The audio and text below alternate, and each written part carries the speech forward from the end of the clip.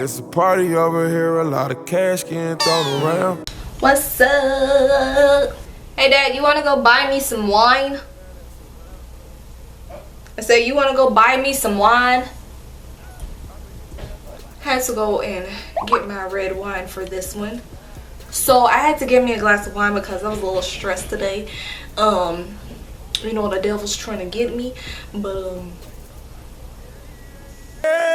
Champagne shower, champagne shower, champagne shower. Popcorn on the champagne. so I decided to tell mine because mine are some ones that will literally scare you shitless. So if your child is telling you that they playing with Toby in the corner, you best to go get some sage and bless your house or something. Believe your children. Watch your baby's actions because babies are constantly smiling and cooing, and most of the time they're smiling and cooing because there's an angel or an angel-like or godlike presence around.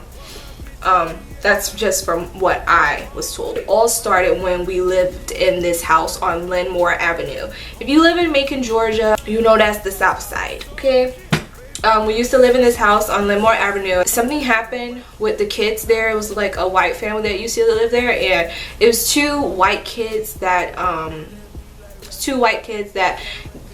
were killed in that house. Ultimately, they were killed in that house. And at the time, I think I was probably like maybe 6 or 7 or something like that, something to that nature. And my baby sister was literally just a toddler.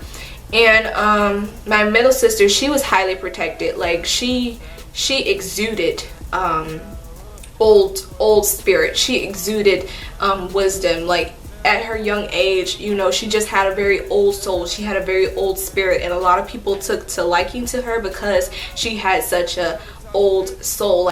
There were these two little white kids that were killed. One was a boy and one was a girl. I don't know if they were twins or anything like that, but basically my baby sister, like I said, little kids are susceptible to spirits and whatnot. My baby sister, she will always run around the house playing all the time, and I could feel like, now that I go back and I remember, like I could really feel a certain presence in the house, but I just didn't know what it was. I just thought the house was cold, but the house was just not very warm. It wasn't inviting. You know, there was a lot of shit going on between my mom and my baby sister's dad. You know, there was a lot of abuse carrying on. You could just feel the negative energy, you know, going on in that house. Like it wasn't a loving and inviting home. There would be times where my Aunt Trisha, God rest her soul, but there would be times when Aunt Trisha would come over and babysit us, and she would tell my mom, you know, hey, there's some shit going on in this house and I'm not with the shits. Like, you need to get your babies out of here, like for real. It was one day, my baby sister, she was just playing and playing and playing and playing, and she started crying, and my mom was just like, what's wrong, baby? Like, what's the matter? And my baby sister was just like, I don't want to play with her anymore. And I was just like, bitch, what?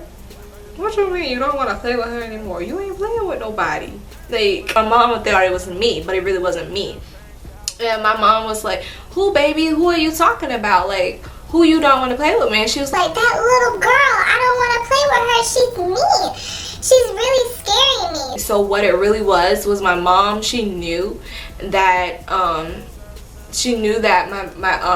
my baby sister didn't want to play with her anymore. So my mom looked at where my baby sister was pointing, and she was like, go away, my baby don't want to play with you no more, leave her alone. I'm getting chills, good Lord Jesus. She's like, go away, my baby don't want to play with you no more, leave her alone, I rebuke you. Obviously the little girl didn't like it, and I'm just like looking at my baby sister's face and my mom, and obviously the little girl didn't like it. And you know, when a spirit sees that you're trying to rebuke them, they're gonna show their actual face.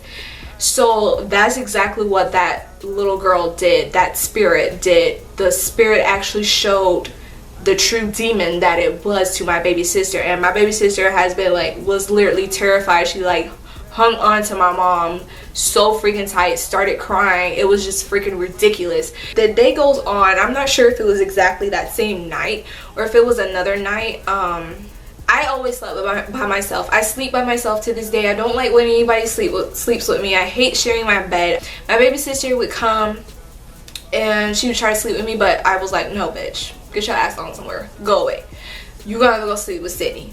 Sydney loved, which is my middle sister, she loved allowing Nala to sleep with her, which is my baby sister. She loved allowing her to sleep with her. And like I said, my middle sister was a very spiritual person. She would always pray and all this, and I was too, but I wasn't to the point like my middle sister was. There was one night where I was like literally knocked out cold, and this was the story being told to me because I obviously didn't see anything going on. But I sleep with my hands like this. Well, when I was a kid, I used to sleep with my hands like this. Like, literally, I slept like I was in a freaking coffin. Like, I slept like a little freaking vampire. Like, no lie. My middle sister heard some, like, scratching on the wall next to her. Like, it was like, okay, picture this being the room. This was my bed. This was my sister's bed. And they were two canopy beds. You know the beds that have the little canopies over them?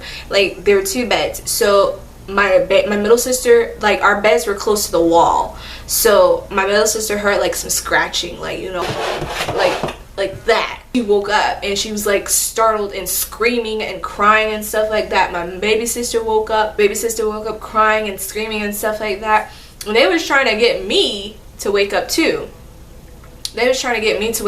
Like, because my middle sister actually saw something like crawling up the wall. She saw that little girl, I think it was that little girl that was messing with my baby sister.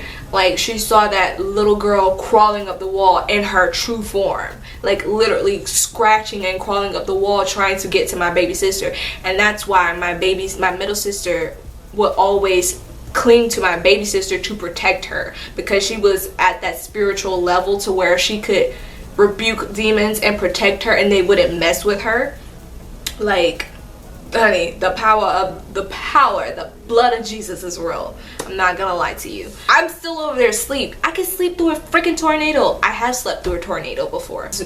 So I was sleeping through all their screaming and crying and stuff. I literally rose from my coffin up with my arms like this. My mom saw me. Could y'all please shut up with all of that crying? I remember the night. I really remember the night. I don't know what they were screaming about. I didn't hear anything. I didn't see anything because, like I said, I probably wasn't innocent anymore to seeing things of that nature. I remember that night like it was so freaking vivid, and my mom told me that I sat up like a freaking zombie and was like, shut up. That was the most horrible experience that my sisters witnessed. But my actual paranormal experience that I witnessed, we moved to Highland Hills. And back when they were actually decent apartments, we moved to Highland Hills, and my grandmother, she gave me this bed that was so freaking comfortable. It had like a headboard, and then they had like a little light underneath it. And then they had like a little shelf right there that you could probably like set something there or something to that nature there.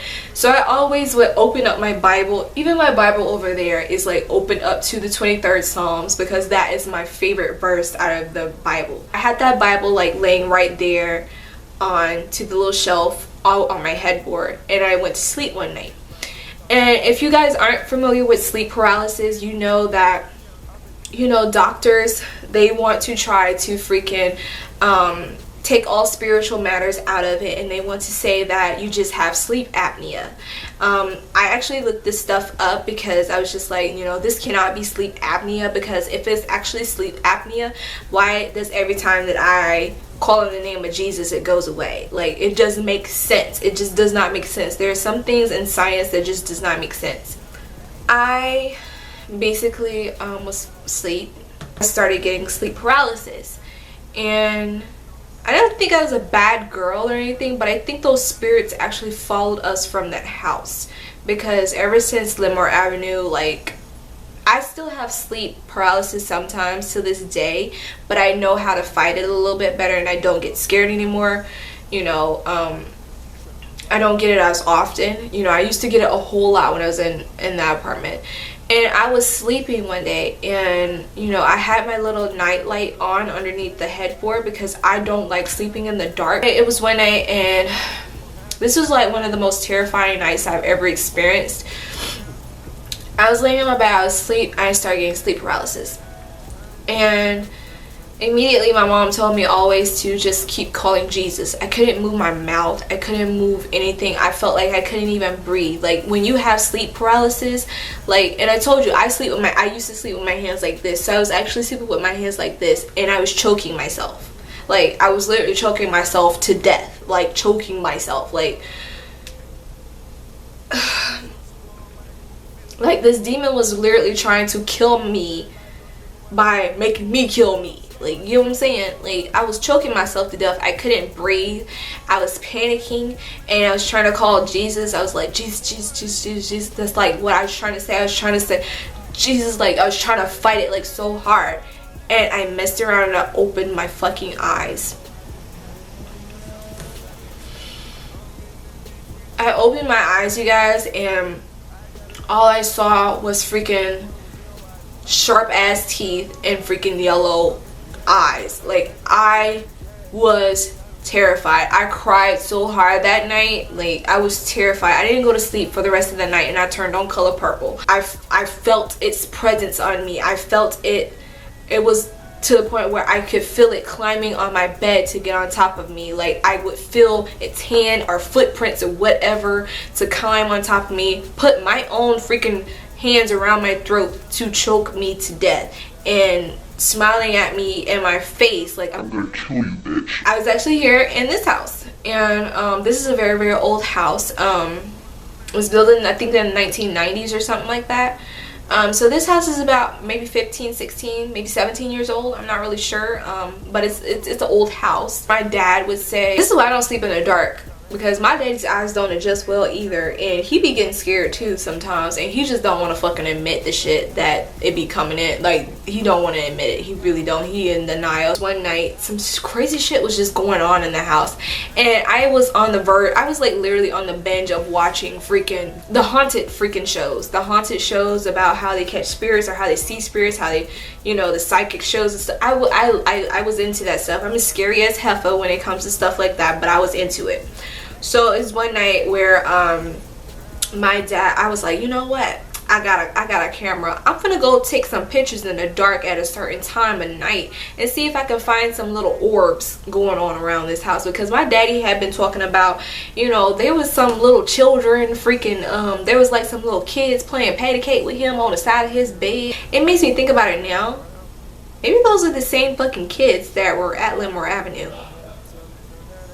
The bright idea to go snap some pictures in his dark room. Why the fuck did I do that? Because when I did it, like right where his room is, like when you see when you look just directly into his room, and there's the ironing board. Right there by the ironing board, I saw two orbs, like by each other, like two orbs. One was a little bit bigger, the other was small. It terrified the shit out of me. It terrified me so bad, because I was just like, you know, on the shows, they were saying like they're orbs or spirits, you know, and some in his house. Like, I ain't playing. Like, I'm scared. So I took another picture. Those orbs were gone. Like, no lie. I wish I had the picture to freaking show you guys, but I delete shit. I delete a lot of stuff because I get scared, and you know, I'm real scared when it comes to stuff like that. I'm scary as hell, you know. Like, I'll watch a scary movie with you all day, but believe and trust me, when that scary movie over and it's time for me to go to bed, I'm putting on some cartoons. Next incident that happened to me was when I came back from Alabama. I started going walking, and after I get back home, I would normally walk around 7 o'clock in the morning, get back home probably like around 8 or something like that, take my shower and sleep for most of the day. All I know is I was in that deep sleep. You know, like when you're hitting sleep paralysis, like if you have ever had sleep paralysis before, you know that you hit a certain level of depth when it comes to sleep, and you feel you not being able to feel your body, like you're actually sinking or something like that. I was sleeping so fucking good. And sometimes when you lucid dream, you like hear and see stuff that's not actually really going on. This was what was happening, and I felt like it was a spirit, because I could like the presence it just didn't feel right. It didn't feel like a dream. All I heard was it say, bitch, when I heard that, I charged out of this room. Like, Fuck trying to damn say Jesus. I got up out my sleep so damn fast and I charged out my room. I turned on all fucking lights in all corners. My daddy just like, what the fuck is going on? Like, what's happening? Some called my name. I don't know what it was. I don't know. Like, it scared me and I ran. I started rebuking demons left and right when I came up in this room. You gotta get up out of here. You gotta get up out of here. You gotta get up out of here. And you gotta get up out of here. I ain't playing with you. And then, to make matters even worse, I laid my Bible on my chest. Touch me. Touch me now. I think it was when I was actually in Illimore Avenue. No, it was actually when I was in Highland Hills. And I laid my Bible on top of my chest one time.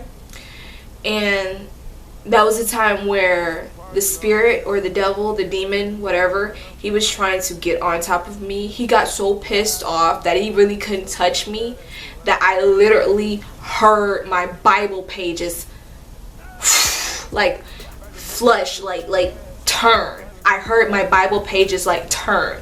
Like, you know, like when a gust of wind like blows pages, that's what I heard, like on my chest. And I woke up immediately, and guess what, my Bible was no longer on the 23rd Psalm at all. That's my paranormal activity experiences. Let me know some of you guys' paranormal activity experiences. Make sure you thumbs up this video, check out the ones down below. This makeup look will be posted already. You know, this makeup look will be posted. I'll put it down below, the lashes, the makeup, the hair, all of that. So I'll see you guys later, and love you guys so much. Bye. Might need feeling like Carlton. If you ain't about that light, little nigga might as well don't start shit. Start shit. What my bitch it be at, 'cause they free.